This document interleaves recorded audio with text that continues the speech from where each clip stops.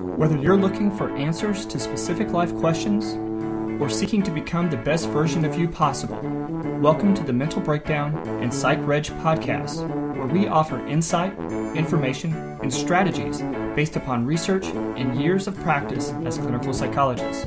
So sit back, have a listen, and get connected with our hosts, Dr. Berney and Dr. Richard Marshall. Welcome back, Richard. Day 5 of our discussions on parenting. And today we've talked about things that parents can do. Today we're going to kind of talk about things that parents shouldn't do. Right. 6 pieces of bad advice we give kids. But even if you're not a parent and you happen to be listening, all 5 of these... 6. All 6 of these... I don't have my glasses on. All 6 of these can be... Do I have all 6? No. I don't. I just had 5. I wonder why that happened. Don't answer that. All 6 of these pieces of bad advice can be practiced by adults as well. Right. Okay, everything in here is applicable to children or adults. Right.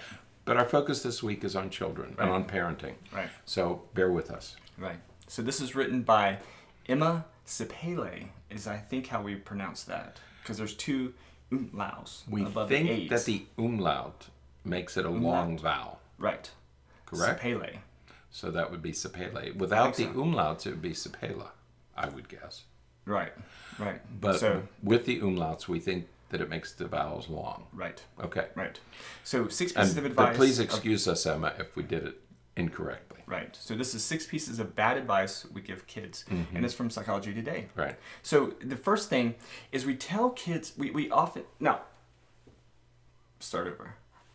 I like the way that she organized this, because she gives the thing that we do that's bad advice, but then she tells what we should do instead. That's right. She gives, this is what we do. Right. This is what we should do. Right. So we tell our kids, focus on the future, keep your eyes on the prize. Right. And she says instead we should be encouraging them to live or work in the moment. Right. And I love the data she throws in there. You know, that most of us don't have a very good attention span. Right. And okay. Yeah. So how did she said 50% of 50% of the time we're awake, our mind we is tend wandering. to wander. That's right. Your mind's wandering around all that. We tell this to our students. They come into class, they pay attention for the first 5 to 8 minutes, maybe 10 minutes, and then your mind starts to wander. It's a perfectly normal thing to have happen. Right. And she's saying when it wanders into the future, Right. or it wanders into the past where you start worrying about things. She said, let's focus on the present. Right. Teach kids to, we tell them to focus on the future. No, all wrong. Let's focus on the present. Let's get this right. We interestingly had I interestingly had a situation where I was talking to a patient about this. And I was talking about, you need to focus on right now. Right. And not worry about so much about the future. And they said, well, that's not going to work, because if I have a test next week, then I'm not going to, if I don't keep that in mind, if I'm not thinking about the future in that sense, then, I'm going to fail the test because I'm not going to prepare. And we're looking at it wrong. Right. Focusing on right now means I'm doing right now what I need and have to do right now. If you have a test tomorrow and you need to study right now, Right. have your mind in the present, studying for studying your test. That's right. You're not necessarily thinking about what's going to happen if you fail the test, not necessarily thinking about what's going to happen if you pass the test. Right. That's thinking about the future. Right. What you're thinking about is taking the test and what material you need to do to study and know to pass the test. That's so right. If you want to think about the test, go ahead and think about it. Do something about it. Focus on it right now, and then let it go on to something else. Exactly. Okay, but don't start moving and don't start wandering. And I like the word wander. Don't start wandering into the future or wander back into the past. Stay where you are. Exactly. Exactly. The second thing, what we tell our kids is stress is inevitable. Right. Keep pushing yourself. Right. And instead, we should be telling them, learn to chill out. Right. That's right. Right. That's great advice, because we don't. I was going to say we do not, but then I was going to use. That's a new word. I was going to put umlau. But we don't do a very good job of teaching our kids to relax. Right. We keep pressure push on them. Push them and push them. Exactly. And so we need to teach them to chill out. And it's okay to push them. I mean, Yeah. it's okay to encourage and to push and to have high expectations. But they also need to learn to stop and say, okay, enough. You're allowed to relax. It's okay to relax. Just chill out. Right. Because kids hear us saying, you got to go, you got to push, you got to push. They don't hear us say often enough, it's okay. Just relax. Just relax. Yeah. It's going to be okay. Yeah. Number 3, we tell our kids, we emphasize with our kids that they need to stay busy. And instead we should be telling them, have fun doing nothing. You know, one of the things we hear adults say is that when I was a kid, we spent long hours doing nothing. Yeah. You know, just kind of wandering around the neighborhood or sitting at a creek or, you know, playing around with our friends. And now kids seem to be so scheduled. You know, everything seems to be scheduled. We have to give them time to do nothing. Well, you have two sides. You have kids who are always busy because their schedule is so full, or you have kids who are always busy because they're constantly plugged in and have to be engaged in some kind of electronic device to stay stimulated. And so we need to teach them sometimes to do nothing. I was reading an article the other day about the benefits of boredom. Yeah, I saw that article. It doesn't hurt to be bored. Okay, when kids come, it always bothers me when kids. Well, I'm bored. It's okay to be bored. That's all right. right. You parents, if you hear your kids say they're being bored, that's not a problem that you have to address. It's okay to be bored. Yeah, there's nothing wrong with it. Yeah. Okay. Now the next one is a theme that we've heard before, and in fact we may have heard it on the last podcast. Right. And we often tell our kids to play to their strengths, to really emphasize their strengths and go with that. Right. But instead we should be teaching them to make mistakes and allow themselves to fail sometimes. That's right. Childhood, which means not playing to your strengths, which means pushing yourself and trying things that are new. Exactly. Childhood and adolescence is a time for children and teenagers to try a variety of things. Don't just do the things you do well. Go out and do the other things that you don't do well. We have young patients, usually teenagers, who have decided that they're not athletic.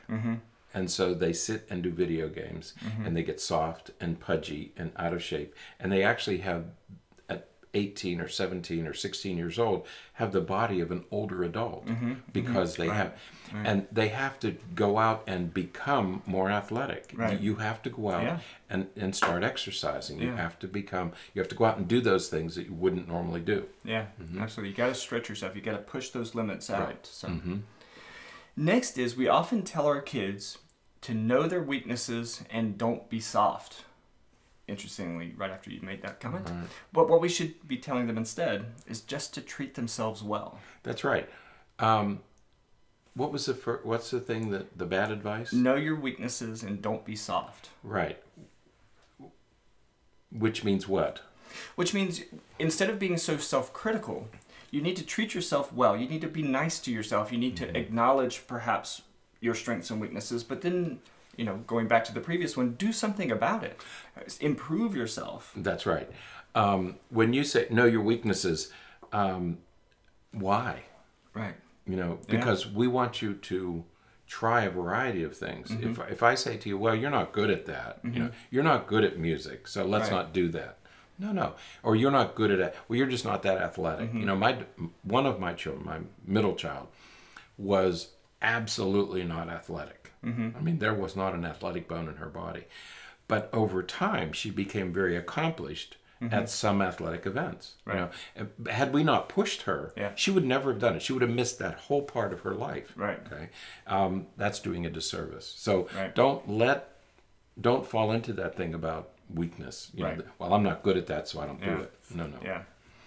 And the last one is what we tell our kids is that it's a dog-eat-dog world. Yeah. So look out for number 1. That's the one that I missed. Yeah.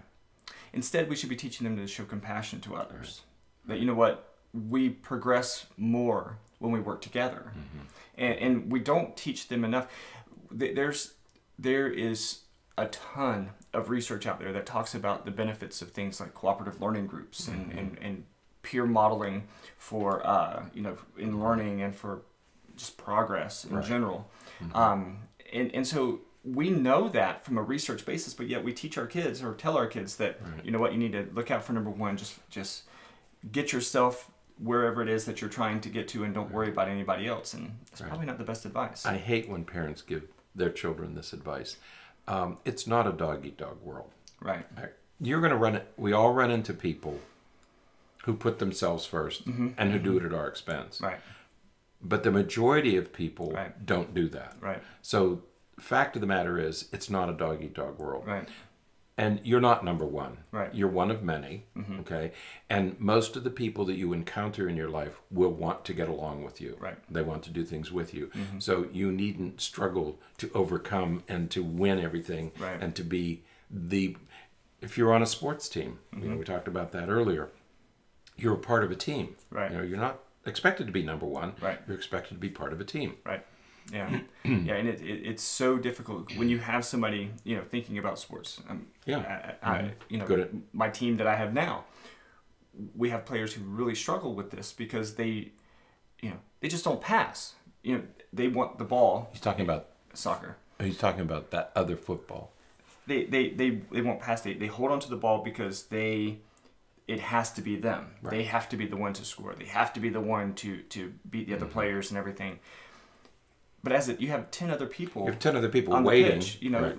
so use those opportunities to strategize and to try different things. So. Right. We see it especially in sports like soccer and basketball. Right. You know, where, I mean, if you want to be that, go play golf. Play tennis. Right. Not doubles. Play singles. Right. If you want to do it yourself, Right. there are sports to do that.